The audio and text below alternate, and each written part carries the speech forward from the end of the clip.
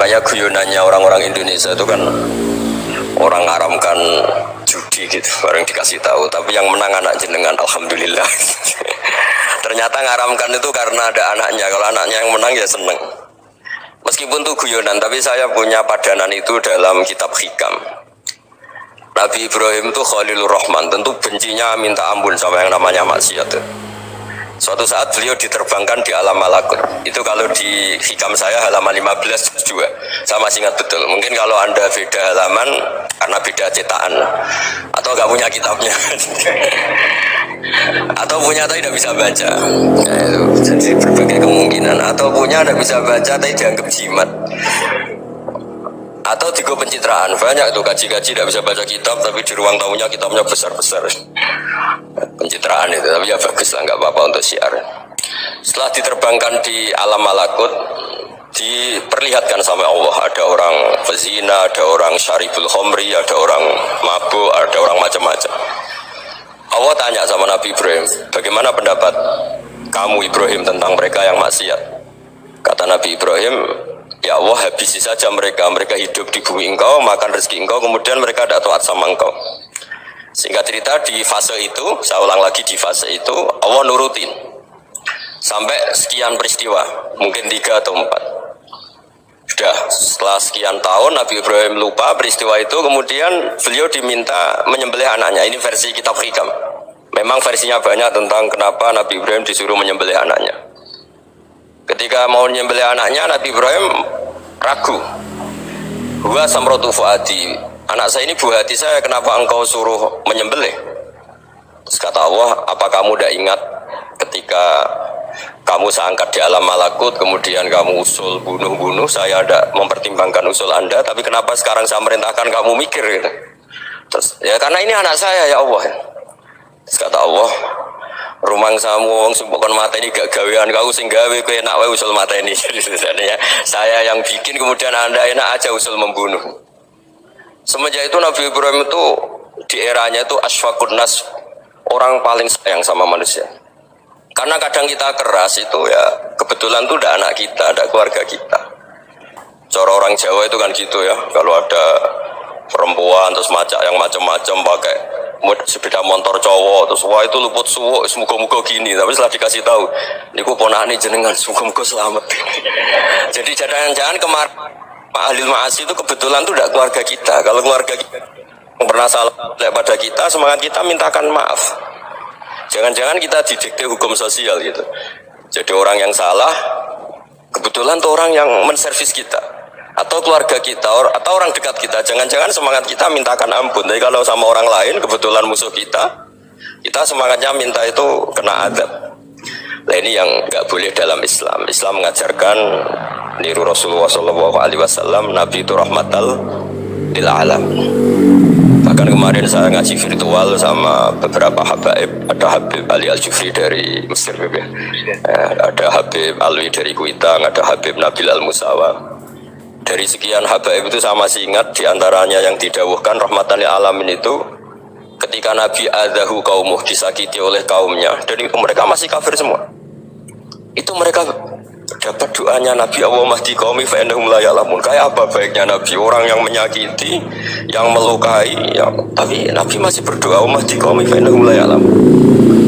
Sayyidina Umar dapat doanya Nabi itu yakhina kana kafiran, ketika masih kafir didoakan, Allahumma a'izzal Islam bi Umar. Itu ketika masih kafir. Itu pelajaran bagi kita bahwa yang sedang tidak cocok pun itu dapat doa kita. Ya doa supaya kondisi kita baik, hari tambah baik. Karena agama ini saya berkali-kali bilang limangkana yarjuwa wal yaumal akhir. Agama ini diperuntukkan bagi yang selalu punya harapan pada Allah Subhanahu wa taala. Saya cerita muhasabah ini tentang hubungan kita dengan Allah. Di Indonesia itu banyak orang fasik, banyak orang nakal. Ya di mana-mana orang nakal itu ya mayoritas, wa aksaruhum fasikun. Tapi berkahnya harapan. Mungkin saya kira nakal sok benda, mungkin saya kira sholat sok ben sholat, mungkin sekarang belum sahok, belum dermawan, suatu saat dermawan. Barokahnya itu fasik ini dianggap sementara, sedang fasik, sedang tidak benar. Karena kiai-kiai kita, para guru-guru kita, para habaib utamanya itu mesti bilang semoga husnul khotimah. Nah barokahnya doa itu, semoga husnul khotimah itu menjadikan satu pola sosial. Yang sedang fasik ini masih diharapkan jadi lebih baik, jadi lebih, sehingga kita tidak ngambil sikap ekstrim yang ingin menghabisi atau ingin mengadili, tidak, karena selalu kita punya harapan. Dan agama ini limangkan yarjuwu hawal yawm akhir. Bayangkan dulu kalau yang nakal itu anak kamu, pasti kamu nggak ingin kan langsung dapat azab, dapat apa, padahal kita semua jadi tokoh ini abul kulli, bapak dari semuanya.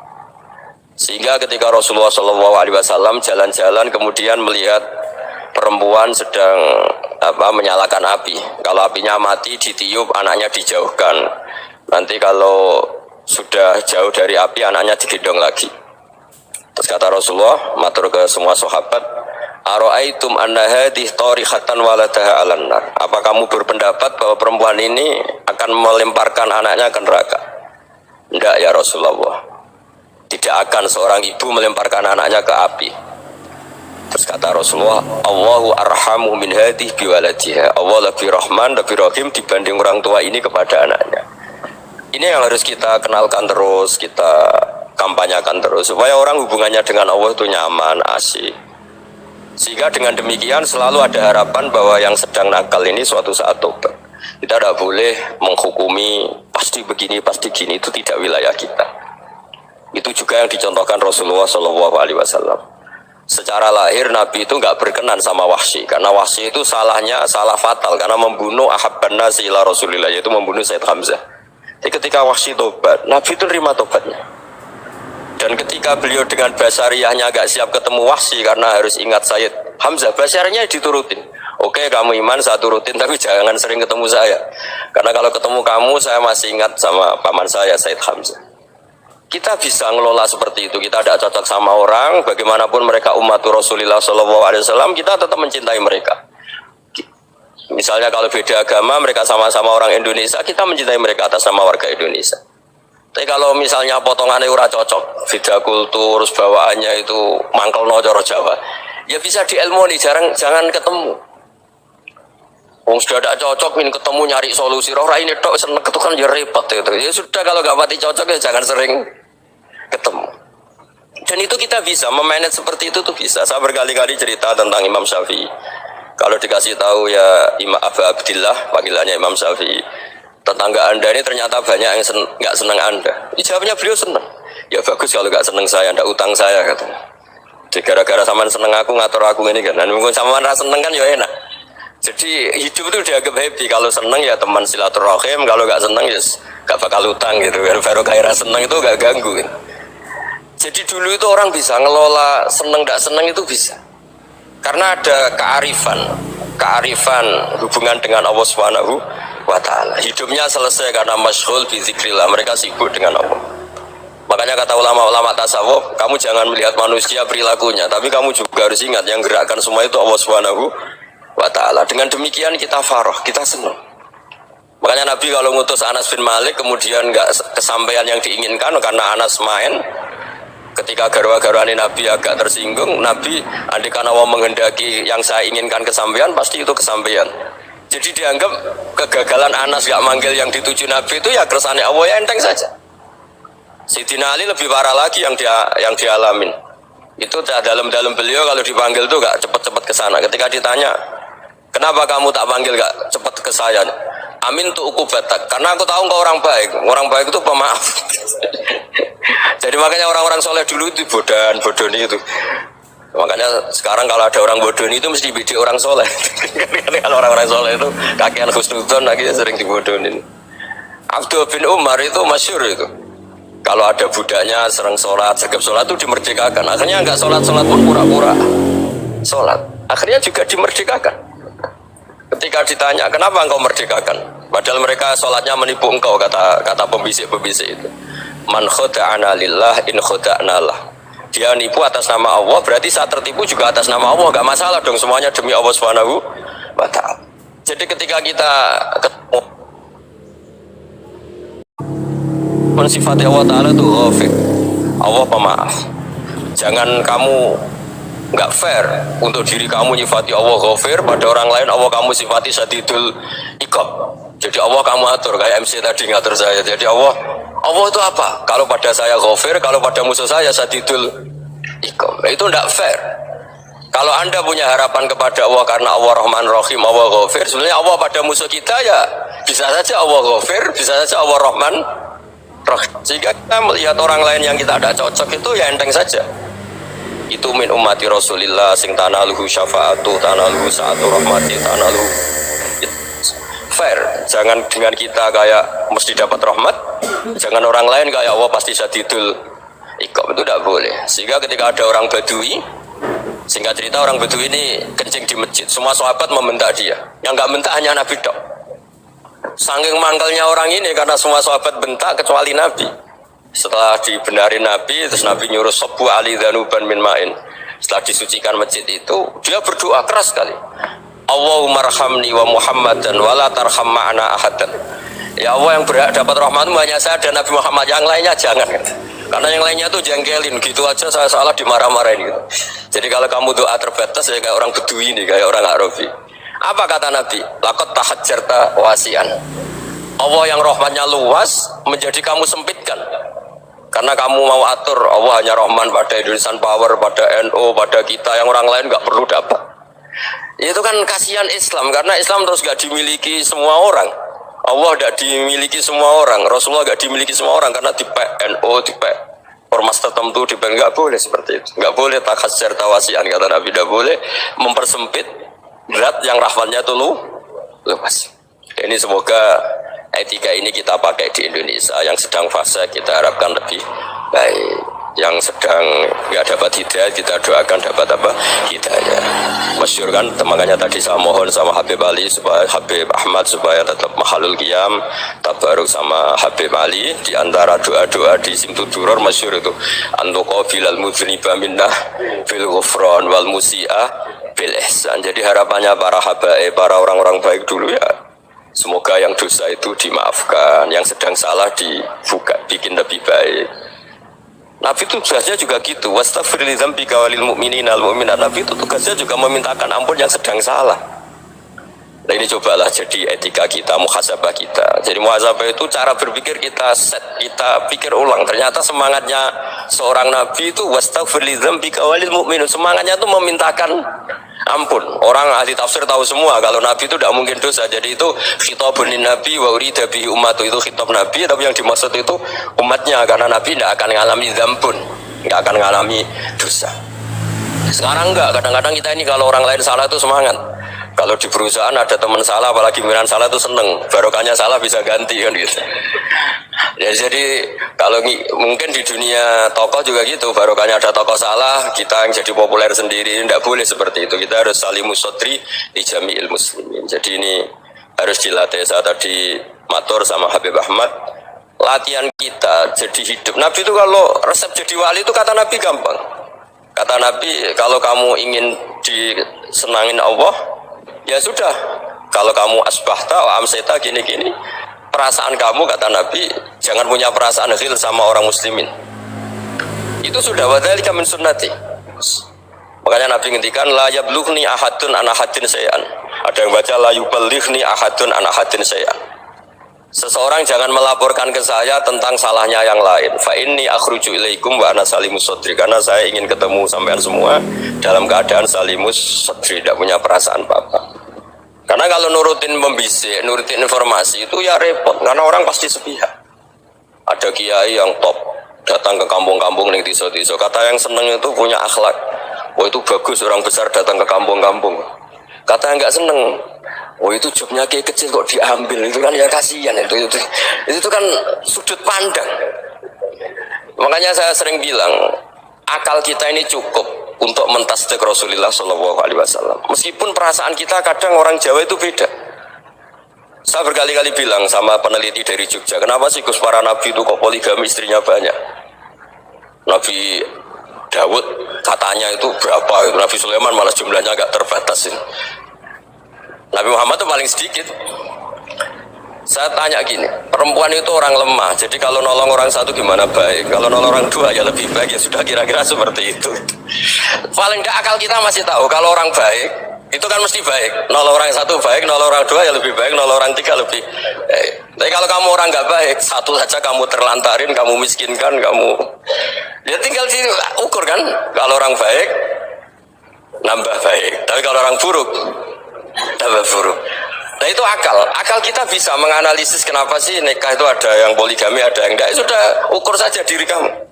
Misalnya kayak saya elek keriting, rapi terus, mau perbanyak uang elek, orang perilaku netok raine jadi elek kabeh gitu. Tapi nak kowe ku ganteng, alim, ganteng, sugih. Anaknya ganteng-ganteng, berhubung ke soleh ahli swarga kabeh, mertua yo bangga karena karir kamu meyakinkan. Ini mertua kamu aja gak bangga mau nambah. Ipar gak bangga, mertua gak bangga, desa kamu yang kamu wayai juga gak beda dengan Nabi ketika nikah Juwairiyah itu gak ada pernikahan sebarokah Nabi dengan Juwairiyah itu. Asharu Rasulillah, di situ habis perang banyak tawanan gara-gara jadi bisanya Nabi langsung dibebaskan semua karena asharu Rasulillah. Sekarang bisanya Kanjeng Nabi. Dulu Abu Sufyan memanggilnya bukan main sama Nabi, gara-gara putrinya dinikah terus langsung jadi. Kalau kamu kan enggak, nikah satu, nikah lagi, satu kampung musuh kamu. Karena istri pertama ya cemburu, yang kedua agak bangga. Oh itu selesai itu dunia wal akhirah. Maksud saya, menganalisis Islam itu harus pakai akal. Dan akal yang dipakai, ini saya bawa ke kitab Ihya, adalah pikiran-pikiran para ulama. Makanya ketika Imam Ghazali ketika ditanya, fakaifa bi muslimin fasikin asawaha fi jami amri. Kalau kalian ketemu orang fasik, orang Islam tapi fasik, perilakunya nggak ada yang benar. Kata Imam Ghazali jawabnya lucu, aneh. Mamin muslimin illa wa islamuhu ta'ah. Tidak ada orang Islam kecuali dia mau Islam, membenarkan Allah dan Rasul itu sudah taatnya dia. Kok kamu tidak bisa melihat taatnya dia? Dia pikirannya kan ini pemabuk, ini tukang apa. Tapi kata Imam Ghazali, sebenarnya kamu masih bisa berpikir positif. Mamin muslimin illa wa islamuhu ta'ah. Tidak ada seseorang Islam ketika dia milik Islam itu pasti ada taatnya, yaitu tasdik pada Allah dan tasdik kepada Rasulullah SAW. Jadi dengan pola seperti itu, maka di antara guru-guru kita yang modern ya di era Mbah Maimun, di sini ada Habib Ahmad, Habib Salim, syair yang sering dibaca beliau adalah ada orang munajat sama Allah. Ini cerita munajat. Itu orang itu ngendikan gini, ana musnibun, ana mukhtiun, ana asi, huwa rahimun, huwa ghafirun, huwa afi. Ya Allah, saya mukhti, saya orang yang salah. Ana muslim, saya orang yang dosa. Ana asin, saya sering maksiat. Tapi engkau ya Allah, engkau ghafir, pemaaf. Engkau rahim, maha pengasih. Engkau afin, yang mudah memaafkan. Kata orang ini ya agak kurang ajar, tapi saking senengnya sama Allah. Qobal tuhunna salasatan bisalasati. Ya gini saja ya Allah, sifat engkau diadu dengan sifat saya. Engkau Tuhan, Gusti, nggak boleh kalah gitu. Terus wasatahliban ausofu ausofi, dan engkau pasti pemenangnya gitu. Jadi ada orang rayu Allah dengan cara seperti itu ya ada ya. Saya ini manusia, salah saya banyak. Engkau ampunannya banyak. Engkau Tuhan, Gusti, nggak boleh ampunan Anda, ampunan engkau kalah dengan salah saya. Gak boleh Tuhan kok kalah. Jadi untuk supaya orang punya harapan itu. Banyak juga wali-wali yang jadab ketika datang ke makam Rasulullah SAW. Itu kalau dungo ya agak kacau sebetulnya, cara syariat agak kacau. Ya Allah, engkau punya dua pilihan. Jika engkau menjadikan saya soleh, surah habibuk, yang senang kekasihmu, yaitu Rasulullah SAW. Tapi jika engkau menjadikan saya fasik, surah adubuk, yang senang itu setan. Monggo jenengan mau menyenangkan kekasih jenengan, mau menyenangkan musuh jenengan, monggo jenengan bebas kok memilih. Mestinya Allah ya senang menyenangkan kekasihnya. Jadi ya, intinya Allah dipaksa untuk menjadikan dia orang soleh gitu. Jadi kayak kemarin itu Pak Gus siapa yang kesini itu, yang sama jenengan kuliah kesini itu sama Habib Ahmad. Saya pertama nggak mau, lama-lama Habib Ahmad ini gimana Gus, orang taunya saya dekat jenengan, kalau nggak kasil saya waduh ini kayak doanya wali yang tadi.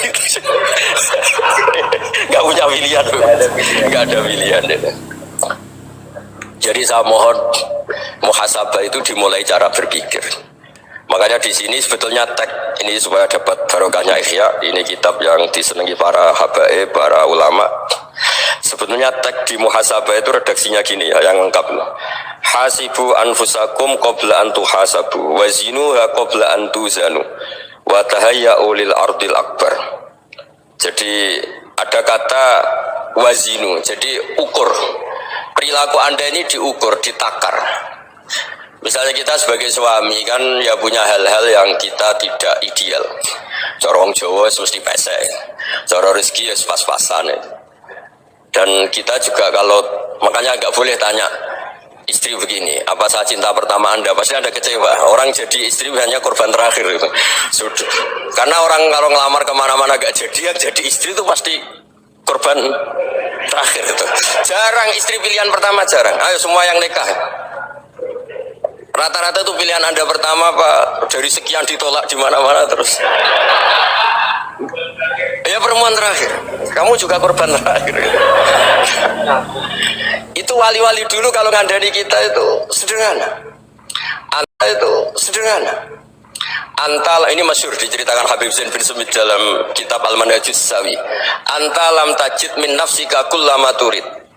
Fa kaifa turidu min ghairika kullama turid. Kamu yang ingin ideal saja, kamu tidak menemukan pada diri kamu untuk menjadi ideal. Kamu kan ingin ganteng, ingin punya uang banyak, ingin perilaku Anda sempurna. Anda saja yang punya keinginan tidak bisa mewujudkan keinginan Anda sendiri. Fakaifa turidu min ghairika ma turid. Jadi anta lam tajid min nafsika kullama turid. Fakaifa turidu min ghairika kullama turid. Punya keinginan saja. Misalnya saya ingin punya uang banyak, perilaku saya selalu benar, gak pernah salah. Loh, saya yang ingin saja dengan diri saya gak bisa untuk benar terus. Kok kamu berharap orang lain selalu benar?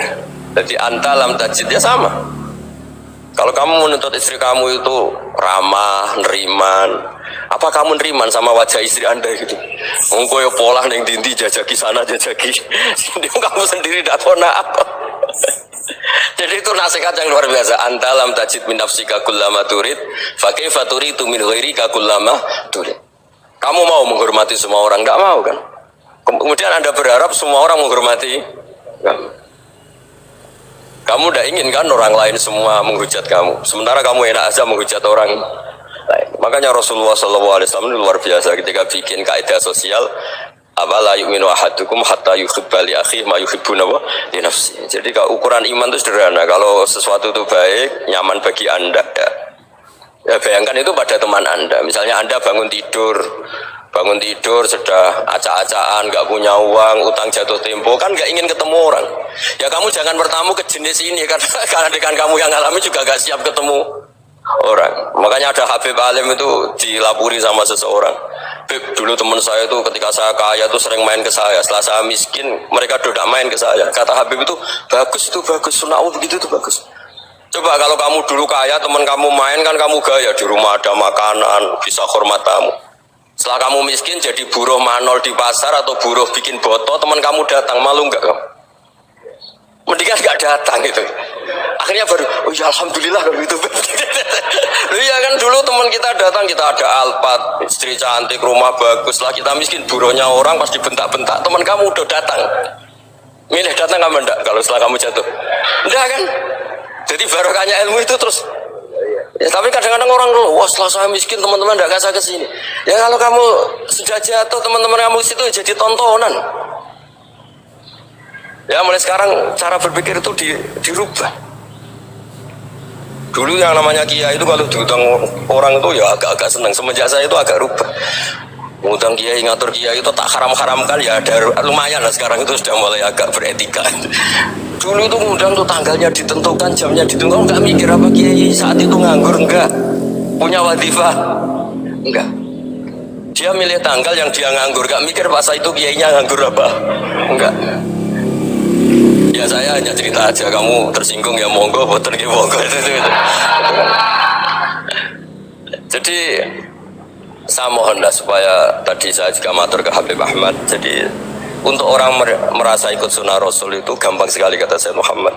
Dulu Nabi berpakaian ala daerahnya. Kalau mikot ya pakai mikotu baladi.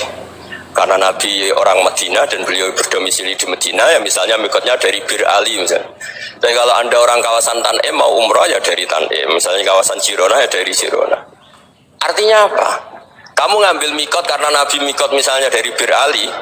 Bukan berarti kamu harus seperti Nabi di Bir Ali, kamu orang Mekah, misalnya kamu orang Tanim, orang ya harus dari mikoto apa? Baladi. Sama, makanya di fikih-fikih itu kalau tahnik anak, Nabi orang Arab, halawiyatnya kurma ya kurma. Kalau orang Jawa sedegan, semua podo-podo. Ya podo-podo manis. Jadi ini tabaruk sama Sayyid Muhammad, ini ada murid beliau Habib Ahmad, sahabatnya, supaya orang itu merasa ikut Nabi itu gampang sekali. Ini sahabatnya di halaman tadi disaksikan Habib Ahmad 433 di kitab apa ini? Manhajus Salaf fi Fahmin Nusus. Itu kata Sayyid Muhammad, wa kanat sunnatu Rasulillah annahu yat'amu ma yajiduhu fi ardi wa yalbasu ma yajidu wa yarkabu ma yajidu mimma abahu wa ta'ala. Fa man istamala ma yajidu fi ardi fa huwa al-muttabi' lis-sunnah. Kama annahu hajjal baita min madinati. Fa man hajjal baita min madinati nafsi fa huwa al-muttabi' lis-sunnah. Wa illam takun hadhil madinatu tilka. Jadi intinya misalnya Nabi dulu itu ngasih sedekah kepada fakir miskin ya pakai dinar, dirham. Ya kalau orang misalnya sedekah pakai rupiah ya sudah ikut sunnah Nabi. Jangan lu Nabi pakai dinar loh, kamu kok pakai rupiah. Dulu dinarnya Nabi udah ada tulisannya Bank Indonesia, kamu ada tulisannya Bank. Ya udah ada seperti itu. Ya jadi misalnya Nabi sedekah pakai tamar atau pakai al-aqid, ya kita pakai beras, pakai apa. Supaya orang tuh bahwa Rasulullah itu milik kafatal linnas, milik semuanya, sehingga merasa ikut sunnah Nabi itu ya semuanya.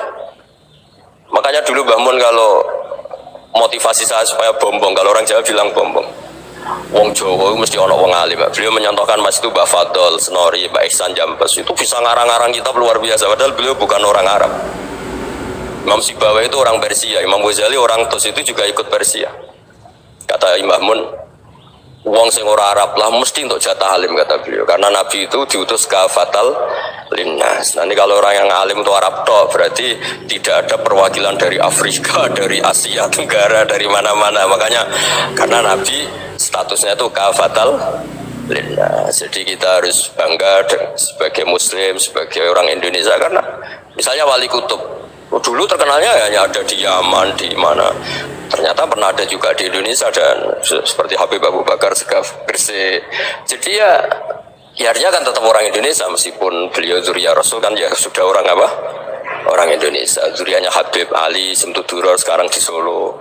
Jadi Indonesia juga dapat alawin banyak, dari Sadatin al-Alawin juga banyak. Jadi saya mohon barokahnya ngaji seperti ini. Melihat orang lain tuh gampang, bayangkan tuh kalau anak kamu. Makanya Nabi, nanti kalau nggak percaya lihat di Hikam nomor 15 di kitab saya itu. Di situ dijelaskan oleh Hikam, jangan-jangan semangat Anda pada orang yang maksiat, pada orang yang keliru supaya dihukum itu karena kebetulan itu udah anak Anda, itu udah keluarga Anda. Coba kalau itu keluarga Anda. Makanya kalau saya guyonan di Jogja itu ada pembantu mecahkan piring terus dimarahi majikannya, saya mesti guyon gitu, pasti itu pembantunya ada cantik. Kok bisa Gus? Andai kan cantik dan kamu senang mecahno piring satu, piring saya iso ngamuk gue. Ternyata ngamuknya itu karena mecahkan piring apa karena plus tidak cantik? Coba jawab para lelaki nih. Kamu marah sama orang maksiat tuh karena maksiat, karena plus itu udah anak Anda. Bayangkan kalau itu anak Anda. Itu hebatnya Rasulullah SAW, karena kita yang salah pun kadung umatnya, Nabi tetap ngasih fasilitas syafaati li ahlil kabair min ummati. Kayak apa baiknya Nabi? Udah ikut maksiat tapi ikut fasilitasi ngasih syafaat. Loh kalau li ahlil ibadah kan wajar, Nabi ketika syafaati li ahlil kabair min ummati. Ya karena tadi logika yang dibangun Rasulullah itu logika yang luar biasa. Kita semangat orang lain kena hukuman itu karena kita tidak punya rofah, tidak punya rahmah. Coba kalau Rasulullah yang bil mukminina raufur rahim, semangatnya itu mendoakan supaya tobat, mendoakan diampuni. Dan itu juga yang diperintahkan oleh Allah Subhanahu wa taala, wastaghfir li dzambika walil mu'minina wal mu'minat. Ya semoga barokahnya ngaji ini, barokahnya Habib Ahmad, barokahnya Maulid Simtuduror, barokahnya semua kitab Madaih, tiba berjanji semuanya, barokahnya Ikhya, barokahnya Said Muhammad, barokahnya guru kita semua, Mbah Maimun, bapak saya. Kita ini ngikuti manhaj, ya, ngikuti apa? Manhaj. Saya sering didhawuhi Mbah Mun, kenapa ihdinas siratal mustaqim bukan sirotoka, bukan jalan engkau ya Allah? Karena Allah itu nggak bisa kamu tiru. Allah itu tidak tidur, tidak makan, tidak kesel, tidak capek. Yang bisa ditiru itu siratal ladzina an'amta alaihim. Yang bisa ditiru manusia ya niru manusia. Karena Allah itu tidak bisa ditiru, makanya ihdinas siratal mustaqim siratal ladzina. Dan niru siapa? Niru guru-guru kita. Termasuk niru cara pandang. Jadi misalnya ada orang awam di rumah itu hanya delok reng, delok tikus liwat, itu kan kayak nganggur. Ora tahajud malah mendelok rank. Melihatnya jangan gitu. Huwa tarokal ma'asiyah. Dia di rumahnya ndak dugem, ndak kemana-mana. Dia berarti malam itu tarkul ma'asi. Tidak nyopet, tidak garong, tidak ke tempat maksiat. Susahnya apa sih husnudzon? Jadi jangan lihat huwa tarkut tahajud, huwa tarokat tahajud, wa taroka qiyamal lail. Oke ya, namanya orang begitu ya tidak tahajud, tidak qiyamul lail. Tapi susahnya apa sih kamu bilang huwa tarokal ma'asiyah? Dia juga meninggalkan maksiat, dan tarkul maksiat itu tuh ibadah. Supaya orang tuh gampang lah husnudzon sama orang muslim. Ini orang mukmin, orang yang luar biasa. Di mata Allah itu orang yang luar biasa. Kayak tadi Imam Ghazali, kalau saya ketemu orang muslim kemudian dia tidak pernah baik, gimana? Kata Imam Ghazali, ma min muslimin illa wa islamuhu ta'ah. Tidak ada orang Islam ketika dia mentasbihkan Allah dan Rasulullah, berarti dia juga punya taat. Ini latihan saja, sing iso nglakoni Habib Ahmad kula namung cerita mawon.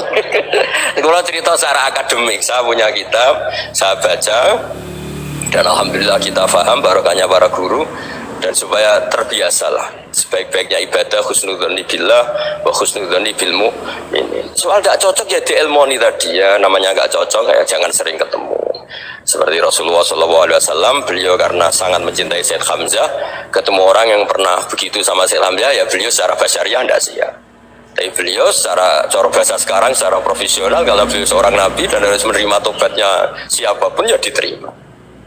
Saya meskipun dengan AB gak cocok karena dia begini-begini sama saya, tapi saya ingat dia sholat, dia baca sholawat, dia mencintai Rasulullah, ya kita hormat. Ya soal gak cocok ya di manage tadi ya, zuruhiban tasdid huban. Kalau dapati cocok ya jangan sering ketemu, bawaannya enak nanti. Ya semuanya itu diilmoni lah. Makanya ngendikane Ma'ruf Al-Qurhi ada yang baca Al-Kharqi, mangqala fil yaumi salasa marrat aw marham ummata Muhammad kutiba minal abdal. Karena semangat mencintai siapapun satu hari sering baca marham ummata Muhammad wa ma asli ummata Muhammad wa ma tajawaz an ummati Muhammad, itu mesti kutiba minal abdal. Dia pasti termasuk wali abdal. Maksudnya semangat mencintai ya dilatih lah. Misalnya Indonesia Power atau PLN, andai kan tidak ada PLN tuh kayak apa? Orang nggak bisa ngaji, tidak bisa aktivitas. Ya barokahnya ada PLN, barokahnya jasanya. Kita sadar, tidak semua kebaikan kita ini memenuhi keinginan orang banyak. Gitu. Orang banyak ingin listrik, ingin saluran apa, dan itu kadang yang mewujudkan orang lain atau kelompok lain. Ya karena itu manfaat ke orang lain ya kita doakan. Karena khairun nas anfa'uhum linnas. Sehingga kita terbiasalah ngakui orang lain. Seperti semangatnya Rasulullah SAW, semuanya itu didoakan, semuanya diinginkan kebaikannya. Bahkan Nabi gak putus asa sampai di akhirat. Ketika Nabi lain sudah putus asa karena sudah akhirat, sampai dimintai syafaat semuanya bilang nafsi, nafsi. Karena merasa semuanya gak punya nyali di depan Allah. Karena ini sudah akhirat, sudah finish. Tapi apa Rasulullah? Analah, ya sudah saya sanggup mensyafaati kalian. Terus kata Nabi, fa'atiyal arsya, saya mendatangi aras, fa'akhiru lahu sajidan, saya sujud, wa ahmaduhu bima hamida allamani rabbi. Kemudian saya tetap muji Allah dengan pujian yang terus menerus.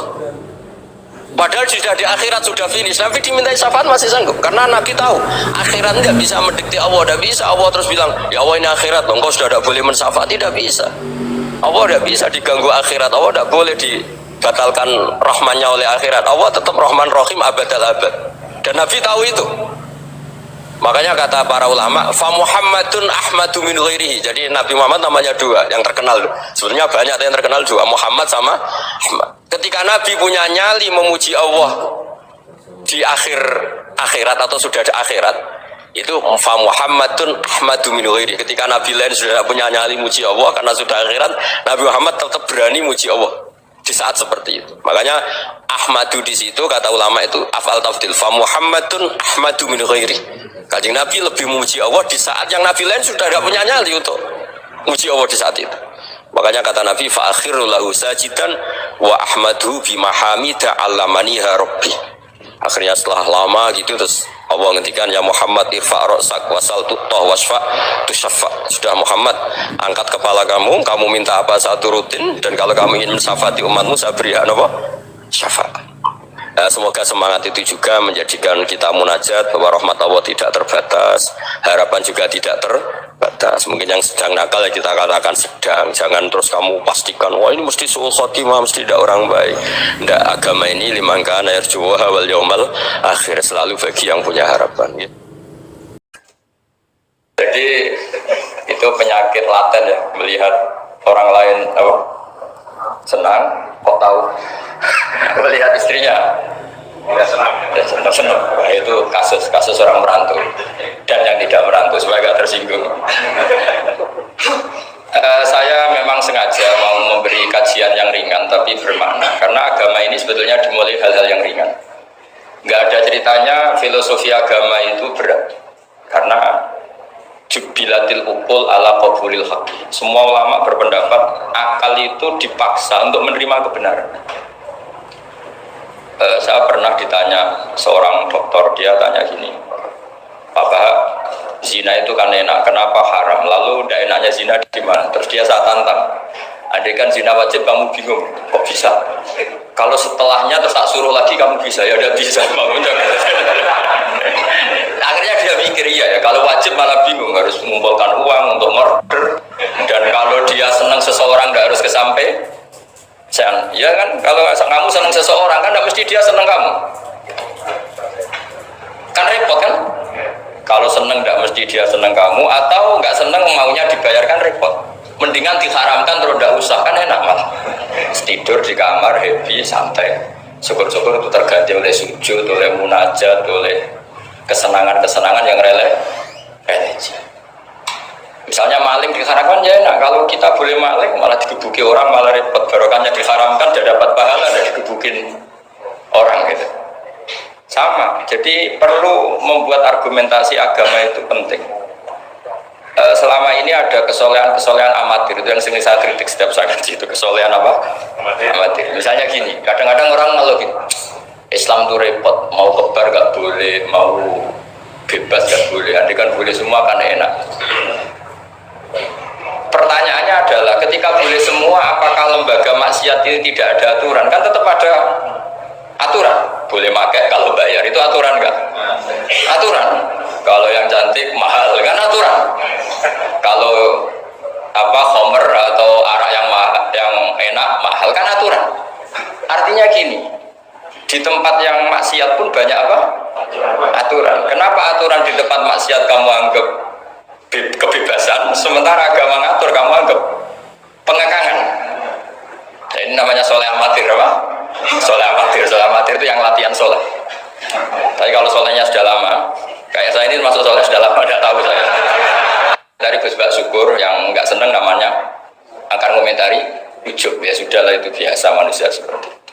Seperti sama merengut, yang senang akan bilang pemikir serius, yang nggak seneng kok merengut aja. Orang ita itu ya gitu, yang seneng bilang wah itu sibuk ngalor ngidul gitu. Yang nggak seneng kan bilang wah ita itu. Jadi itu kan nggak usah dipikir lah, komentar orang itu nggak usah dipikir. Jadi ini penting saya utarakan. Sehingga saya berpikir, terutama untuk zaman akhir. Saya ulang lagi, terutama untuk zaman akhir. Saya buktikan sekian ayat. Sebenarnya saya hafal Quran, tapi ini tak bawa Qurannya supaya nanti kamu bisa nyari ayatnya. Syukur-syukur kamu bisa nyanyi saya hafal Quran, bagus ini. Kalau enggak ya kacau. Sekarang banyak orang bantah apa orang hafal Quran, dia sendiri nggak hafal. Saya sering di Jogja, saya mau tanya tafsir sama jenengan, karena tafsir Kemenak itu ada kesalahan sekian 2000 itu, tak tanya kamu hafal Quran enggak? Aduh repot ini kata saya. Ini kayak Tyson tinju sama Elias Pikal gitu. Kalau kelasnya nggak sama mati soalnya kan.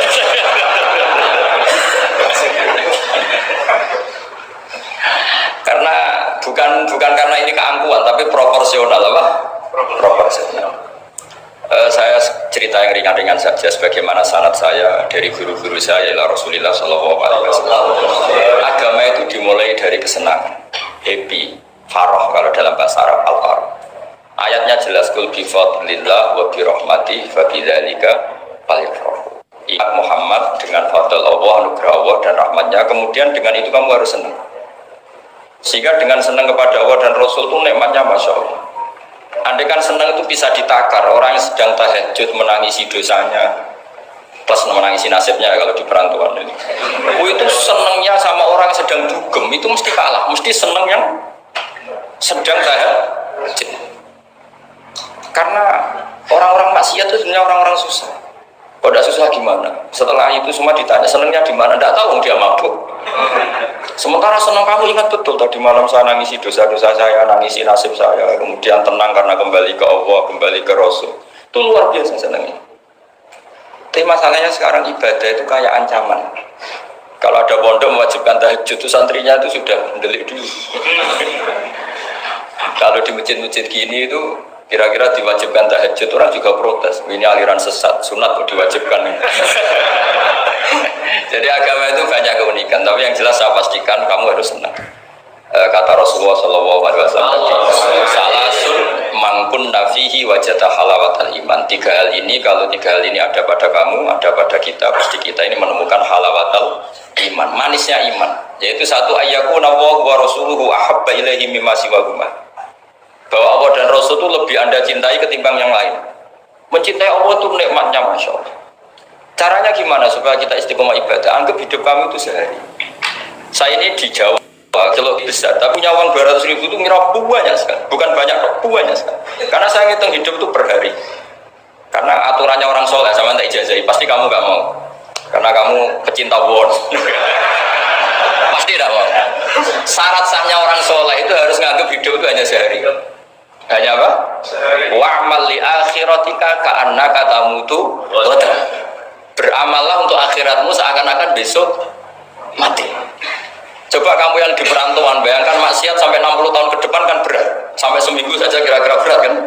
Tapi kalau bayangkan saya tidak akan maksiat semalam ini karena besok saya mati, sukses. Besok berpikir gitu lagi, saya tidak akan maksiat kan hanya sehari. Ternyata besok hidup lagi. Berpikir gitu lagi, tahu-tahu mati betulan setelah 60 tahun. Jadi itu apa ya, satu konsep dari Rasulullah supaya orang itu meninggalkan maksiat itu ringan karena bayangannya hidup hanya. Coba yang ahli maksiat itu diberitahu besok kamu mati, kira-kira malamnya masih ada. Kamu maksiat itu karena bayangkan hidup masih lama. Makanya kata Quran, wahai orang-orang yang beriman, alam yakni lil ladzina amanu an takhsha qulubuhum li dzikrillah wa ma nazala minal haq.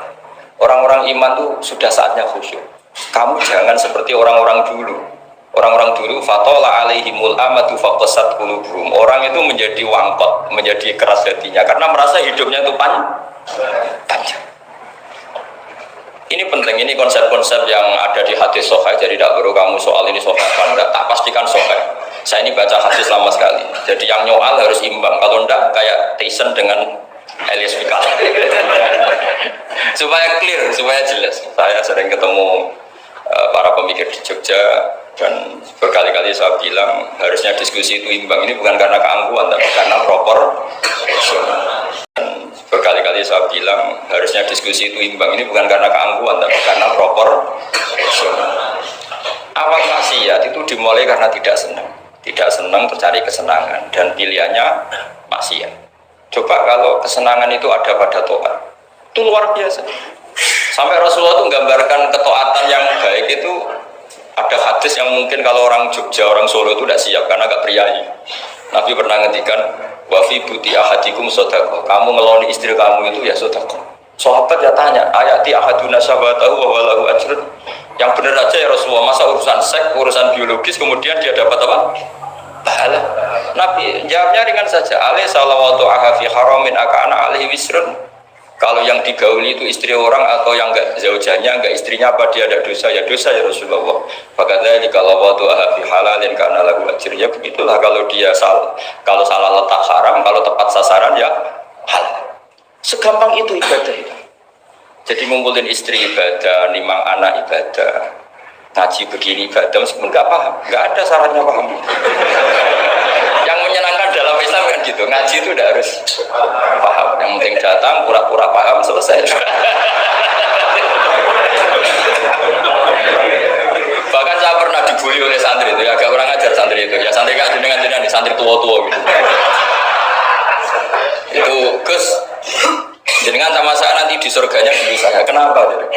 Karena kata Rasulullah SAW itu man salaka tariqan yaltamisu fihi ilman sahalallahu lahu tariqan ilal jannah. Orang yang mengambil jalan, yang mencari jalan, berjuang sekolah, nyari ilmu. Nyari yaltamis itu maknanya nyari iltimas. Maka orang yang mencari ilmu itu sahalallahu lahu tariqan ilal jannah, akan dimudahkan jalan ke surga. Itu yang nyari loh Gus. Kalau sudah ketemu kayak jenengan enggak masuk hadis itu. Makanya bersenanglah yang sedang nyari tapi belum ketemu. Karena hadis itu untuk yang masih itu pasti sampai anda saya. Wah saya mikir, wah ini nyari hadis apa yang bela saya? Karena hadis ini itu tidak mihak saya, nggak mihak yang sudah ketemu. Yang namanya nyari kan belum ketemu, maka bergembiralah yang nyari ilmu udah alim-alim. Karena syaratnya, ya kan? Man salaka tariqan yaltamisu fihi ilman sahhalallahu lahu tariqan ilal jannah. Siapa yang berjalan atau menempuh satu perjalanan mencari ilmu. Di mana-mana mencari itu sudah ketemu belum? Belum. Berarti kiai masuk hadis itu enggak? Alhamdulillah. Karena kiainya sudah ketemu. Maka bergembiralah jadi saat tidak paham. Artinya masih mencari. Makanya kalau mau paham jangan paham. Karena saya ini kebetulan memang peneliti hadis dan saya banyak menghafal hadis karena saya suka dengan kalimat jamiah, kalimat-kalimat yang komplit dari Rasulullah SAW. Sehingga menghafalkan hadis saya itu banyak dan imbang itu ya balance kalau dalam bahasa inteleknya itu. Saya termasuk menghafalkan hadis wa innal alima la yastaghfiru lahu man fis samawati wa man fil ardi hatta al-khitan fil bahr. Sebagian riwayat wa inna mu'alliman nasi al khaira la yastaghfiru lahu man fis samawati wa man fil ardi hatta al-khitan fil bahr wa hatta an-namlatu fi juhriha. Ini hadis tandingan. Jadi yang tandingan tidak hanya 01 02, hadis juga ada hadis apa? Tandingan. Tidak apa-apa, ilmu itu memang butuh apa? Butuh perimbangan ya, butuh balance. Enggak boleh ilmu, tapi karena ilmu enggak pantas diomongkan tandingan gitu aja. Kata saya ada hadis yang bunyinya gini. Wa innal alima, orang alim itu akan dimintakan ampun oleh penduduk langit. Jadi semua malaikat Jibril dan Mikail, semoga termasuk Israel, itu memintakan maaf untuk orang alim, tidak yang belum alim. Itu kamu tidak masuk habis itu. Keren mana? Wah sama kerennya Gus. Saya masuk surga, yang jenengan nanti juga masuk surga. Ya sudah, gak usah geger ketemu di sana. Jadi ini penting. Nah sekarang problem Islam sekarang adalah yang garis keras pakai hadis-hadis garis keras untuk mengadili yang garis lunak pakai hadis-hadis yang garis lunak untuk mengadili hadis kelompok-kelompok garis keras itu tidak fair. Nggak fairnya adalah Islam itu kafah itu artinya konsepnya itu komplit, tidak boleh separuh. Saya punya sedikit ini yang agak serius, tapi tidak usah masukkan hati. Nanti kalian protes nggak bagus Israel itu kalau kalian protes. Begini, Abu Bakar As-Siddiq itu terkenal layyinal janib, mutawaddi, layyinal janib, sahlal akhlak, namanya layyinal janib. Orang yang sopan sekali, santun sekali, sopan, terus simpatik, sangat simpatik. Namanya Abu Bakar As-Siddiq. Tapi ketika beliau sudah beliau iman itu kalau nggak salah ya kira-kira Saniyasnen atau ya Salisa Robi'ah atau berapa lah. Karena kalau dalam sejarah awaluman amanah itu sebetulnya Khadijah. Awaluman amanah mutlakon itu sebetulnya Khadijah. Awaluman amanah mutlakon bisa saja Sayyidina Ali dan awaluman amanah mutlakon bisa saja Abu Bakar Siddiq. Saya sedikit cerita ya supaya tidak gaduh dalam sejarah. Ketika Rasulullah umur 25 itu, ketika beliau umur 20 itu Khadijah itu karena punya paman penginjil namanya Waraqah bin Naufal, itu sudah tahu kalau Nabi akhir zaman ya Muhammad itu, sehingga dia memerintahkan gulamnya namanya Maisarah. Maisarah itu nama cowok, nama lelaki. Ini perlu dicatat. Nanti kalau kamu tahu Maisarah menemani Nabi dalam perjalanan, terus kamu di ruah cari Maisarah yang lain. Maisarah itu nama lelaki ya. Lihat ya, Maisarah itu nama orang Arab memang lucu. Biasa nama lelaki pakai tak muannas kalau dalam ini Mas Rois ini bahasa gontornya itu. Kalau bahasa Arab biasa Maisarah lelaki, Tolha lelaki, Hamzah lelaki. Jadi biasa kalau bahasa Jawa kan enggak, soleh dan solihah, muslimin dan muslimat, pokoknya kalau ada tak itu muannas. Soalnya bahasa itu agak harus. Tapi tahunya baru gitu sudah bagus loh. Bisa naik kelas. Akhirnya Maisarah itu disuruh Khadijah khusus untuk meneliti Muhammad. Dulu masih jangkar karena belum Rasulullah. Setelah diteliti di perjalanan ke Syam, ikuti dagang.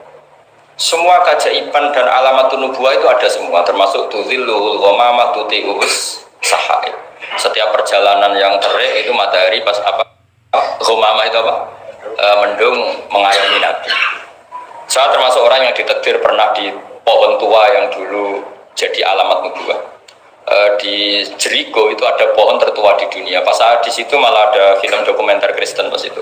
Karena pohon itu semua Nabi pernah duduk di situ, termasuk Nabi Isa dan Nabi Muhammad SAW. Dan itu para pendeta tahu reaksi pohon. Jadi kalau duduk, kalau sampai yang duduk pohonnya agak reaksi biasa aja. Tapi kalau Nabi yang duduk itu akan direaksi. Misalnya Nabi duduk di barat, kemudian matahari teriknya dari barat, pohon itu akan pindah ke barat supaya geser. Sehingga Rohibul Khairah itu tahu ini calon Nabi sesuai definisi atau kriteria yang ada. Singkat cerita, setelah Maisarah lapor sekian alamat Nabi itu diceritakan Khadijah, terus Nabi ketika umur 25 dia memantapkan diri untuk nikah sama orang bernama Muhammad. Tapi Khadijah itu mulai agak kecewa. Kok nggak jadi Nabi? Biasa-biasa saja, tetap dagang saja. Nabi tetap dagang. Hanya tentu tetap punya sifat amanat, kredibilitas dijaga, semuanya terjaga. Tapi nggak ada alamat Nabi yang ekstrim lah yang sehingga Khadijah mulai mamang ini kapan jadi Nabi ini kok gini-gini aja.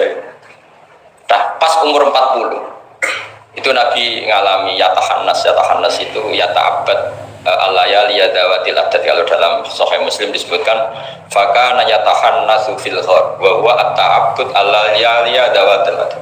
Yang dikatakan tahannus adalah menyembah Allah di gua, menyepi, kemudian beberapa hari. Terus di hadis itu juga diterangkan wa yatazawwadu lidzalik. Perlu dicatat dulu tirakannya Nabi itu ya bawa bekal. Bukan terus kelaparan 3 hari nanti fata morgana yang dilihat. Jadi ini perlu dicatat. Kadang banyak orang tirakat gak makan 40 hari, gak makan 3 hari itu malah bahaya. Karena yang dikatakan nur atau apa ternyata fata morgana karena lama dah makan. Jadi perlu dicatat di hadis itu jelas ada kalimat wa yatazawwadu lidzalik. Ya Nabi ya normal bawa apa? Bekal, jadi tidak lapar-lapar amat. Tapi tidak satu nampan kayak makan di atas tadi ndak ya. Kalau itu makannya orang kelaparan itu. Ya tapi bagus lah, saking hormatnya sama kiai makannya banyak. Apa ngetes kiainya? Kalau banyak ada kiai ini. Motifnya apa enggak tahu. Motifnya enggak tahu, tapi khusnudzon wajib. Panitia tenang saja, kiai itu wajib khusnudzon. Harus baca ini ya Muhammad. Nabi begitu fatwa. Sehingga ini penting sekali karena jarang orang mengungkapkan ini. Kenapa jarang mengungkapkan? Kemungkinan satu tidak tahu. Dua, karena kadang kiai itu ya manusia, Ustaz juga manusia. Kadang-kadang dengan tanda kutip itu ya pecundang. Dia ngomong yang dicintai pasar, itu yang saya sesalkan betul. Tidak ngomong yang dibutuhkan dalam khazanah Islam. Itu saya kecewa betul. Dan semoga mereka itu tobat. Enggak boleh seperti itu. Coba kita ini Islam mulai kecil, punya kiai mulai kecil. Kadang-kadang tidak pinter-pinter. Karena ayatnya itu terus sama. Kubur sebelah misalnya dari ayat ini, yang ini terus gitu aja. Kalau orang sunat diceritain Nabi Ibrahim sunat 80 tahun itu pakai palu, pakai apa itu kodum itu apa langganan ya. Kalau ada orang mati ya mesti kullu nafsin kalau ada orang nikah mesti faman rohibaan sunnati itu saja. Jadi umat ilmunya tidak tambah, ya sudah siapa saja yang nikah ya itu aja, yang mati ya itu aja kullu nafsin. Karena ya pasarnya seperti itu. Buat sekali-kali ada orang mati itu bilang, ayo pesta. Karena orang